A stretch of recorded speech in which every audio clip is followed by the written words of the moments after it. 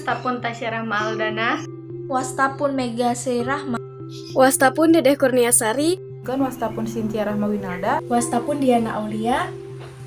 Wastapun Novia Rahmawati. Wastapun Atrista Indah Ristiani. Dia dari kelompok 1 akan menjelaskan tentang komponen tujuan dari materi komponen-komponen pengembangan kurikulum.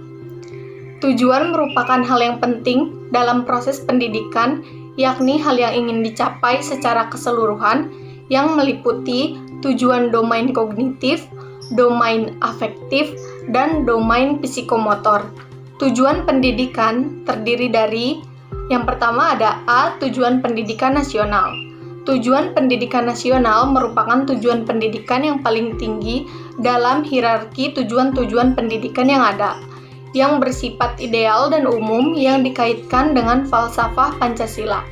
Tujuan pendidikan nasional menurut Undang-Undang Nomor 2 Tahun 1989 pada dasarnya untuk membentuk anak didik menjadi manusia seutuhnya, yang mempunyai ilmu pengetahuan dan teknologi serta beriman dan bertakwa, atau dikenal juga untuk membentuk manusia Pancasilais.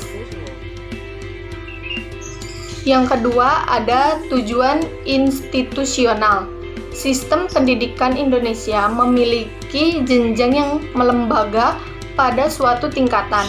Tiap lembaga memiliki suatu tujuan pendidikan yang disebut tujuan institusional, sehingga dikenal dengan bermacam-macam tujuan institusional, antara lain yaitu ada tujuan institusional SD atau MI, ada SMP atau MTS, ada SMA atau MA, dan ada universitas atau akademi, dan sebagainya. Keberadaan tujuan pendidikan harus menggambarkan kelanjutan dan memiliki relevansi yang kuat dengan tujuan pendidikan nasional, agar tidak terjadi penyimpangan. Tiap tujuan institusional harus didahului dengan pengertian pendidikan, dasar pendidikan, tujuan pendidikan nasional, dan tujuan umum lembaga yang dimaksud. Tujuan salajengna nyata aya tujuan kurikuler. Merupakan tindak lanjut dari institusional dalam melaksanakan kegiatan pendidikan dari suatu lembaga pendidikan, sehingga isi pengajaran yang telah disusun diharapkan dapat menunjang tercapainya tujuan pendidikan. Tujuan kurikuler harus mencerminkan tindak lanjut dari tujuan kurikuler dan tujuan pendidikan nasional, sehingga penjabaran tujuan institusional dan tujuan pendidikan nasional harus menggambarkan tujuan kurikuler, sehingga akan terlihat jelas hubungan hierarkis dari ketiga tujuan pendidikan tersebut. Salajengna aya tujuan instruksional. Nah, tujuan ieu sifatna operasional, yakni diharapkan dapat tercapai pada saat terjadinya proses belajar mengajar yang bersifat langsung. Untuk mencapai tujuan instruksional ini, biasanya seorang pendidik perlu membuat satuan pelajaran SP atau rencana pelaksanaan pembelajaran atau RPP. Nah, dalam upaya pencapaiannya tujuan instruksional ini sangat ditentukan oleh proses belajar yang ada, antara lain kompetensi pendidikan, fasilitas belajar, anak didik, metode, lingkungan, dan faktor lainnya. Kedua nyaeta ngeunaan komponen isi dan struktur program atau materi. Komponen isi dan struktur program atau materi merupakan materi yang diprogramkan untuk mencapai tujuan pendidikan yang telah ditetapkan.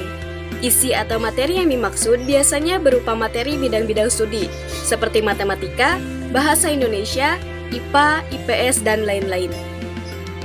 Bidang-bidang studi tersebut disesuaikan dengan jenis, jenjang, dan jalur pendidikan yang ada. Dan bidang-bidang studi tersebut biasanya telah dicantumkan atau dimuatkan dalam struktur program kurikulum suatu sekolah. Komponen media atau sarana prasarana. Pemakaian media dalam proses belajar mengajar merupakan hal perlu dilaksanakan oleh seorang pendidik, agar apa yang disampaikan dapat memiliki makna dan arti bagi peserta didik. Ketepatan memilih alat media menurut Subandijah tahun 1993 merupakan suatu hal yang dituntut bagi seorang pendidik agar materi yang ditransfernya bisa berjalan sebagaimana mestinya, dan tujuan pengajaran diharapkan bisa tercapai dengan baik. Sarana atau media merupakan alat bantu untuk memudahkan dalam mengaplikasikan isi kurikulum agar lebih mudah dimengerti oleh peserta didik dalam proses KBM. Bagian keempat nyata komponen strategi belajar mengajar. Strategi dapat dipahami dengan cara yang dimiliki oleh seorang pendidik dalam proses belajar mengajar. Strategi mempunyai arti komprehensif yang harus dipahami dan diupayakan untuk pengaplikasiannya oleh seorang pendidik terhadap anak didiknya dari mempersiapkan pengajaran sampai proses evaluasi. Dengan menggunakan strategi yang tepat, diharapkan hasil yang diperoleh dalam proses belajar mengajar dapat memuaskan baik pendidik maupun peserta didik. Komponen proses belajar mengajar. Tujuan akhir dari proses belajar mengajar adalah terjadinya perubahan dalam tingkah laku anak. Komponen ini punya kaitan erat dengan suasana belajar di ruangan kelas maupun di luar kelas. Berbagai upaya pendidik untuk menumbuhkan motivasi dan kreativitas dalam belajar, baik di dalam kelas maupun individual atau di luar kelas, merupakan suatu langkah yang tepat dalam kaitannya dengan kemampuan guru dalam menciptakan suasana pengajaran yang kondusif agar efektivitas tercipta dalam proses pengajaran. Mengoptimalkan peran guru sebagai edukator, motivator, manajer, dan fasilitator merupakan suatu tuntunan dalam memperlancar proses belajar mengajar ini. Komponen anu kagenep nyaeta komponen evaluasi atau penilaian. Komponen evaluasi berhubungan erat dengan komponen lainnya. Dalam mengevaluasi, seorang pendidik akan mengevaluasi anak didik dengan materi atau bahan yang telah diajarkannya. Evaluasi menjadi barometer atas keberhasilan proses pengajaran pada suatu sekolah dan berkaitan erat dengan masa depan anak didik. Juga sebagai sumber input dalam upaya perbaikan dan pembaruan suatu kurikulum. Sakitu anu tiasa kapihatur ku kelompok hiji, hatur nuhun, kirang langkung nana dari hapunten. Wassalamualaikum warahmatullahi wabarakatuh.